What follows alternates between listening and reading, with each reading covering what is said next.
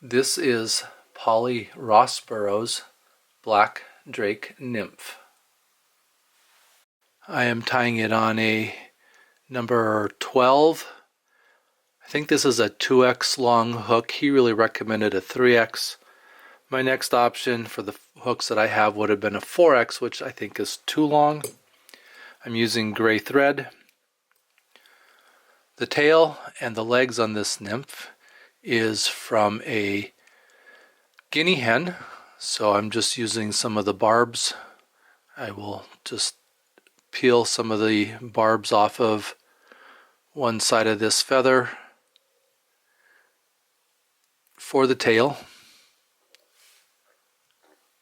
It's not a very long tail on this nymph, but it needs to have that little dotted characteristic of the guinea hen feather. I'll tie that in,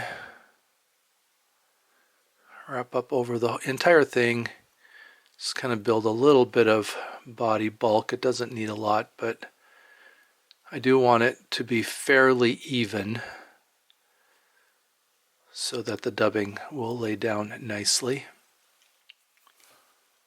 Polly Rosborough had a pretty elaborate system for preparing the furs that he used as dubbing on his fuzzy nymphs. I'm not following all of his procedure, but some of it. He would actually wash the furs in detergent water and create kind of a felt ball. Squeeze out the water and have kind of a felt ball. And then he would take that and he would create this spindle by just, I guess, I don't know how he rubbed it, how he got it to get tight and long and narrow, but kind of like I used to do when I would do clay pottery, but just use a damp finger and back and forth until I get just a spindle. I then take that spindle, and this is a mix of muskrat and hare ear, and just tie that in by the tip of the spindle. And it seems to work a lot better if I can keep that spindle a little bit wet. It holds the fibers together. Now he suggested muskrat or beaver, and he used jackrabbit for his, but the hair from the ear of the rabbit works well also. So I'm going to do a dubbing loop. He used hackle pliers and spun it by hand. I'm going to use my hackle spinner. Put that between the two lines of thread, and then I'm going to pull that spun up hair and put it down between the two pieces of thread in my spinner, and then I will spin that up and get my threads to spin around the hair. Get that nice and tight, and then I will grab that with my hackle plier. That will keep it from unspinning when I take it off of the hackle spinner. And then I will just wrap up, and getting a nice point at the back of the hook then will help keep this into a taper. And I may need to continue to keep spinning it, spinning it as I wrap to keep it from unspinning. Now, one of the things that Polly Rosborough did that I'm not doing is he had a very special kind of lacquer, and he lacquered the shank heavily and then wrapped this into that lacquer.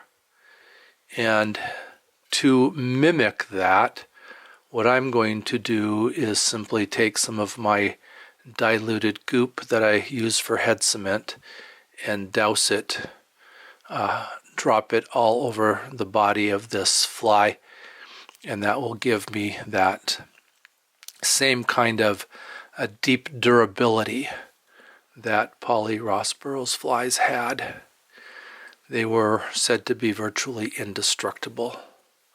So by creating that fur spindle and putting it into a dubbing loop, then you get a very firm, kind of segmented body. Almost makes it look like it's got a rib, although it doesn't.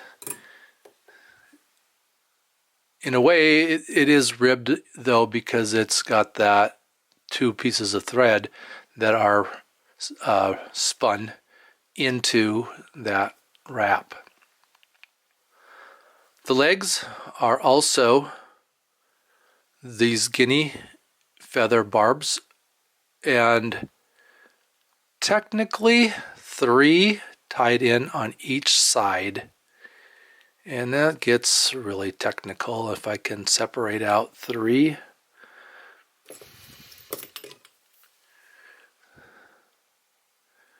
Now this is, getting kind of into the very specific imitation of the black drake nymph.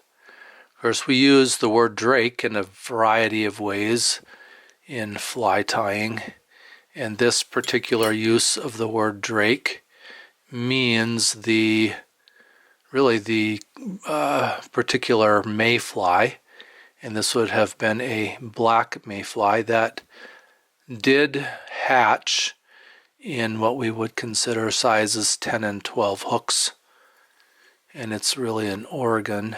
That's where Polly Rosborough did his fly tying and fly selling. So I'm going to tie 3 barbs in on each side of the hook.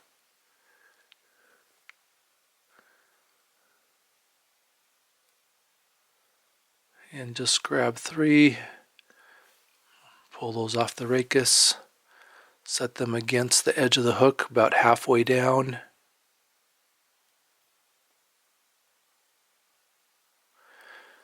Pinch that in place with my thumb, wrap it over it, keep it in place, and then I can just pull up on the butt ends of both of those together, wrap underneath of them, and then I'll snip out the extra.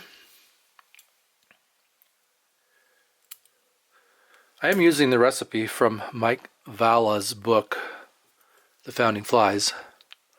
I also have it in an Eric Lacer book as well as a Kaufman book. Now I'm going to tie off my gray thread.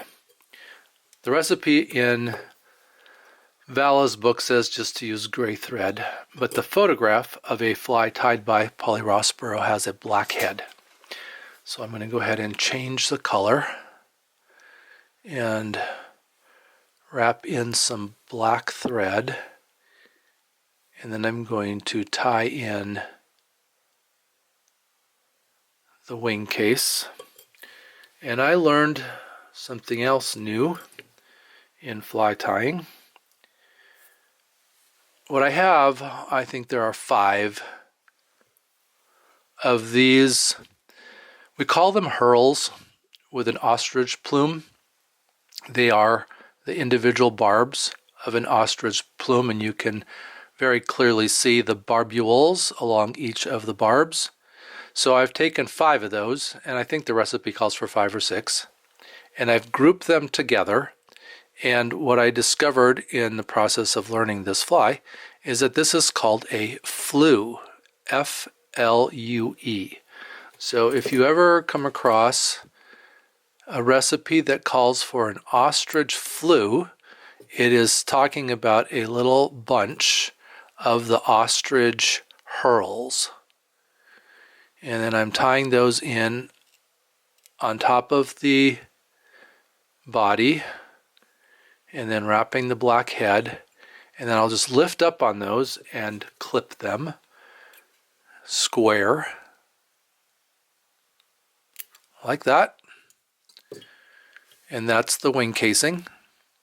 And it's not real visible to the human eye, but that's the way Polly Rosborough tied these. And I do have, I see a guard hair here. I do want to clip those out because I was supposed to take the guard hairs out of the body material before I created my spindle. It's a little bit tricky to do that, hard to see sometimes. Well, I'll go ahead and put a whip finish on that.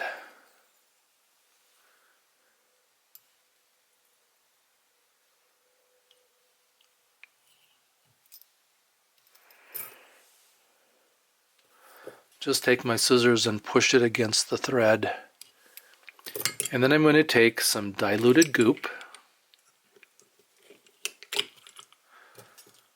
I dip a needle in my jar and grab a drop of that, and I'm just going to put that back here on the body to mimic how Polly put some kind of lacquer on the body of his flies, of his nymphs particularly, and then I'll put some on the head as well. That's a small enough amount of diluted goop head cement that I don't have to really worry about my eye being clean. So a Polly Rosborough black drake nymph.